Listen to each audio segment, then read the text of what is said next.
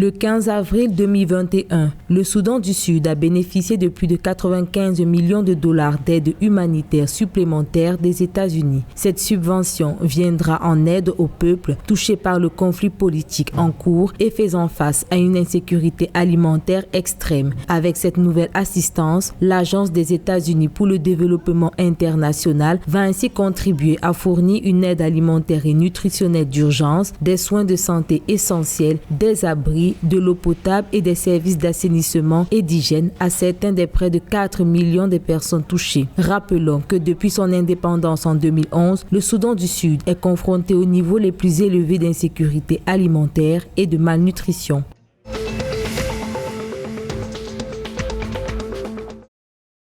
La Kenya Port Authority, dans un communiqué, a annoncé que la livraison du port de Lamu, situé sur la côte nord du pays, est programmée pour juin 2021. Évaluée à 448,4 millions de dollars, cette nouvelle infrastructure portuaire, dotée de 3 postes d'amarrage opérationnels, se spécialisera dans la manutention de conteneurs et de cargaisons pétrolières entre les pays sans littoral de l'Afrique de l'Est et le reste du monde. Grâce à cette plateforme, le Kenya servira de centre de transbordement de fret destiné à des ports et pourra devenir une porte d'entrée privilégiée pour l'Éthiopie, le Soudan du Sud et la Somalie.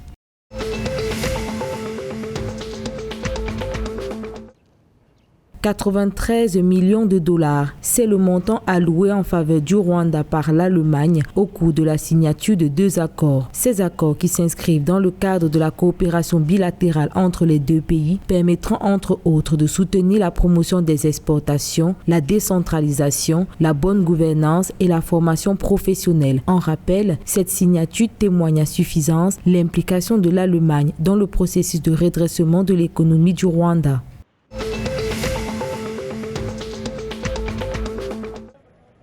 Environ 2344 ressortissants éthiopiens ont été évacués d'Arabie Saoudite et du Yémen le 15 avril 2021. Cette opération du gouvernement éthiopien rentre dans le cadre de la nouvelle diplomatie axée sur les citoyens. Selon la presse locale, des migrants éthiopiens désespérés se déplacent chaque année vers Djibouti et le Yémen dans l'espoir de trouver un emploi en Arabie Saoudite. Malheureusement, peu d'entre eux arrivent au bout car ils sont freinés par des incidents meurtriers le long de la mer Rouge ainsi que des emprisonnements et des meurtres dans le Yémen ravagé par la guerre.